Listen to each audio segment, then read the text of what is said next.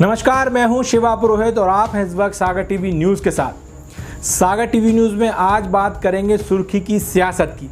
सुर्खी की सियासत को समझने के लिए हमने इस वीडियो को 4 भागों में बांट दिया है, जिसमें हम चर्चा करेंगे सुर्खी के सियासी समीकरणों की और बात करेंगे कि आखिर क्यों सुर्खी की जनता ने यहाँ के स्थानीय नेता को कभी मौका क्यों नहीं दिया। इसके अलावा सुर्खी विधानसभा में जातिगत समीकरण फेल क्यों हो जाते हैं, इस पर बात करेंगे। साथ ही बात करेंगे कि सुर्खी विधानसभा की जनता ने आखिर क्यों यहाँ के बड़े बड़े दिग्गज नेताओं को सबक सिखाया। साथ ही मैं आपको बताऊंगा कि गोविंद सिंह राजपूत के अलावा वो कौन से सुर्खी विधानसभा के बड़े नेता थे जिन्होंने दल बदला। लेकिन फिलहाल इस पहले भाग में हम बात करेंगे सुर्खी के सियासी इतिहास की। तो आइए देखते हैं सुर्खी का सियासी इतिहास क्या था। सुर्खी विधानसभा राजनीतिक दृष्टि से देखा जाए तो सुर्खी विधानसभा में बहुत संभावनाएं हैं। व्यक्तिगत देखा जाए तो यहाँ चुनौतियां भी कम नहीं हैं। लेकिन अगर बात इस क्षेत्र की जनता की जाए तो उन्हें कब क्या करना है और कैसे किया जाता है वो यहाँ की जनता बहुत अच्छे से जानती है।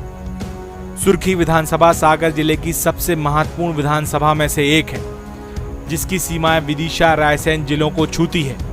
प्रदेश के पॉलिटिकल नक्शे में इस विधानसभा को नंबर 37 कहा जाता है। सुर्खी विधानसभा को लेकर आज हम इस वीडियो में विस्तार से चर्चा करेंगे। इसके इतिहास, वर्तमान राजनीतिक समीकरण, आखिर बाहरी प्रत्याशी इस विधानसभा से क्यों जीतता है और यहाँ के नेताओं के दल बदलने के इतिहास के बारे में हम बात करेंगे। ये सागर टीवी न्यूज की खास पेशकश सुर्खी की सियासत का पहला भाग है। सुर्खी की सियासत को समझने के लिए हमें सबसे पहले सुर्खी के इतिहास को समझना होगा। साल 1951-52 में सुर्खी विधानसभा अस्तित्व में आई और आज की तरह उस वक्त भी एक सामान्य सीट हुआ करती थी। ये हम इसलिए बता रहे हैं क्योंकि बीच में कुछ वक्त के लिए सीट अनुसूचित जाति के लिए रिजर्व हुई थी। सागर, बंडार, रहली, खुरई और सुर्खी विधानसभा साल 1951-52 में सागर जिले में ये केवल 5 विधानसभा ही थी। तब मध्य प्रदेश का गठन नहीं हुआ था और सागर सीपी बरार प्रदेश में आया करता था। राजधानी नागपुर हुआ करती थी। वहीं सुर्खी में हुए पहले विधानसभा चुनाव में कांग्रेस, जनसंघ और सोशलिस्ट पार्टी ने अपने उम्मीदवार उतारे थे। कांग्रेस ने जहां अपने फ्रंटलाइन लीडर स्वतंत्रता संग्राम सेनानी ज्वाला प्रसाद जोशी को मौका दिया, जनसंघ ने शिवराज नाथूराम सिंह को मैदान में उतारा और सोशलिस्ट पार्टी ने बहादुर सिंह को। इस त्रिकोणीय मुकाबले में जीत हुई कांग्रेस के ज्वाला प्रसाद जोशी की। इसके बाद साल 1957 में ज्वाला प्रसाद जोशी यहां से चुनाव नहीं लड़े, वो लोकसभा चले गए। सागर लोकसभा से कांग्रेस के प्रत्याशी रहे और चुनाव जीते।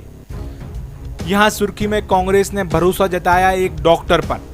ये डॉक्टर होने के साथ साथ कांग्रेस के फ्रंट लाइन लीडर थे, स्वतंत्रता संग्राम सेनानी थे, डॉक्टर बीबी राय। डॉक्टर बीबी राय कांग्रेस के सागर जिले के सर्वोसर्वा नेता स्वामी कृष्णानंद के बेहद करीबी थे। अगले 2 चुनाव यानी साल 1957 और 62 में उन्होंने कांग्रेस के टिकट पर यहां से चुनाव में जीत दर्ज की। साल 1957 में 4 उम्मीदवार मैदान में थे, लेकिन उनका सीधा मुकाबला प्रजा सोशलिस्ट पार्टी के बलराम गौतम से था। इस चुनाव में जीत डॉक्टर बीबी राय की हुई। वहीं साल 1962 में सुर्खी विधानसभा में मुकाबला सबसे रोचक और महत्वपूर्ण रहा, जहां कांग्रेस के टिकट पर डॉक्टर बीबी राय सिटिंग विधायक एक बार फिर चुनावी मैदान में थे। वहीं जनसंघ ने अपने एक बड़े दिग्गज नेता को सुर्खी विधानसभा से उतारा। ये थे दुलीचंद राठौर, भाजपा के कद्दावर नेता और एमपी सरकार में मंत्री रहे स्वर्गीय हरनाम सिंह राठौर के पिता और पूर्व विधायक हरवंश राठौर के दादा। बताते हैं कि दुलीचंद राठौर सुर्खी विधानसभा से चुनाव नहीं लड़ना चाहते थे, लेकिन संघ और जनसंघ के नेताओं ने उन पर चुनाव लड़ने के लिए दबाव डाला और इसी दबाव के चलते आखिरकार वो मान गए। ये चुनाव काफी टसल भरा रहा। पूरी जिला कांग्रेस कैसे भी करके दुलीचंद राठौर को चुनाव हराना चाहती थी, क्योंकि उस वक्त वो जानते थे कि अगर सुर्खी से दुलीचंद राठौर चुनाव जीत जाते हैं तो जनसंघ का जिले में दबदबा बढ़ जाएगा। दरअसल बुंदेलखंड में जनसंघ को स्थापित करने में दुलीचंद राठौर की अहम भूमिका थी। संघ, जनसंघ और बाद में भारतीय जनता पार्टी को दुलीचंद राठौर और उनके परिवार ने अपनी दम पर खड़ा किया। कांग्रेस जानती थी कि जनसंघ को आगे बढ़ने से रोकना है तो उन्हें दुलीचंद राठौर को विधानसभा जाने से रोकना होगा ताकि वो और ताकतवर ना हो सकें। उस वक्त के राजनीतिक समीकरणों पर नजर डालें तो साल 1962 में बीना और देवरी में कांग्रेस पहले ही पिछड़ रही थी। वहीं कांग्रेस के चाणक्य और सागर जिले के सर्वोसर्वा स्वामी कृष्णानंद ने पूरी ताकत सुर्खी विधानसभा में झोंक दी, जिसका परिणाम ये हुआ कि सुर्खी तो कांग्रेस को मिल गई, लेकिन बीना जनसंघ को और देवरी प्रजा सोशलिस्ट पार्टी के पाले में गई।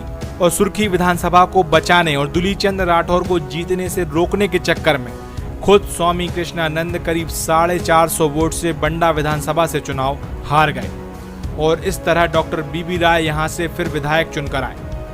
इसके बाद अगले 2 चुनाव यानी साल 1967 और 1972 में ये सीट अनुसूचित जाति के लिए रिजर्व हो गई, जिसके बाद मजबूरन डॉक्टर बीबी राय को ये सीट छोड़नी पड़ी और किसी और विधानसभा से उन्हें टिकट नहीं मिला।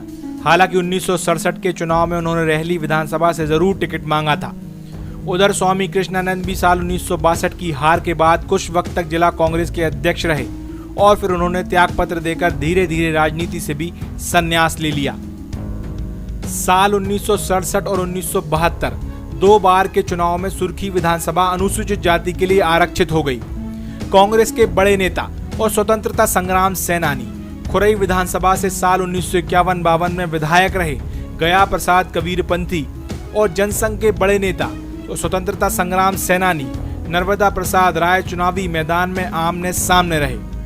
जहां साल 1967 में जनसंघ के नर्मदा प्रसाद राय चुनाव जीते, वहीं साल 1972 में गया प्रसाद कबीरपंथी ने अपनी हार का बदला लिया और नर्मदा प्रसाद राय को पटकनी दी और चुनाव जीते।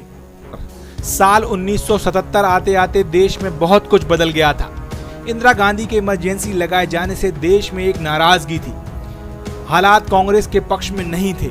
एमपी में भी आम चुनाव हुए और सुर्खी से कांग्रेस ने मौका दिया कांग्रेस के एक बड़े नेता भगत सिंह भापेल को। वहीं जनता पार्टी ने मैदान में उतारा एक ऊर्जावान युवा को, लक्ष्मी नारायण यादव। सुर्खी की जनता को यह चेहरा पसंद आया और लक्ष्मी नारायण यादव चुनाव जीत गए। लक्ष्मी नारायण यादव सुर्खी विधानसभा से चुनाव जीत कर आए। वो पहले विधायक थे जो मंत्री बने। उन्हें एमपी सरकार में शिक्षा मंत्री बनाया गया।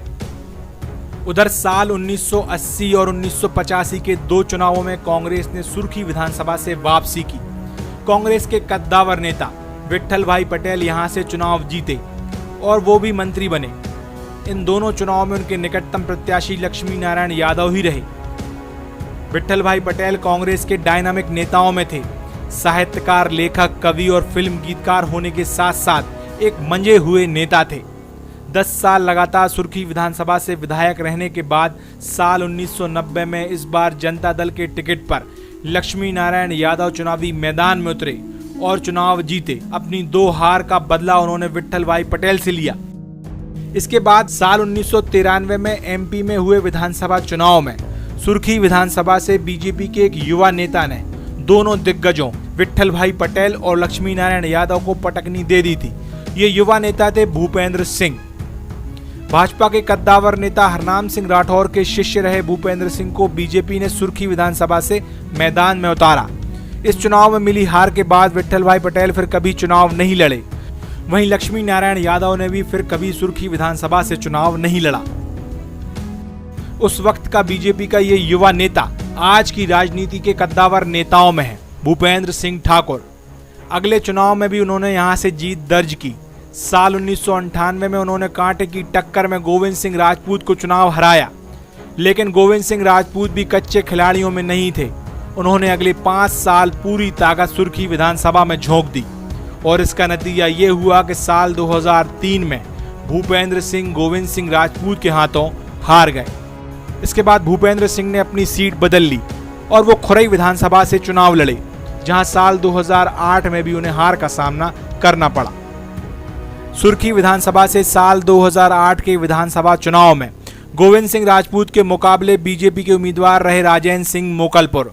कभी कांग्रेस के नेता रहे राजेंद्र सिंह मोकलपुर गोविंद सिंह राजपूत से मनमुटाव के चलते बीजेपी में शामिल हो गए थे, लेकिन वो भी उन्हें शिकस्त नहीं दे पाए। यानी साल 2003 और 2008 के चुनाव में भी गोविंद सिंह राजपूत ही सुर्खी विधानसभा की जनता की पसंद रहे। साल 2013 आते आते सुर्खी विधानसभा में राजनीतिक समीकरण पूरी तरह बदल चुके थे। भूपेंद्र सिंह समझ चुके थे कि वो अब यहां से चुनाव आसानी से नहीं जीत सकते।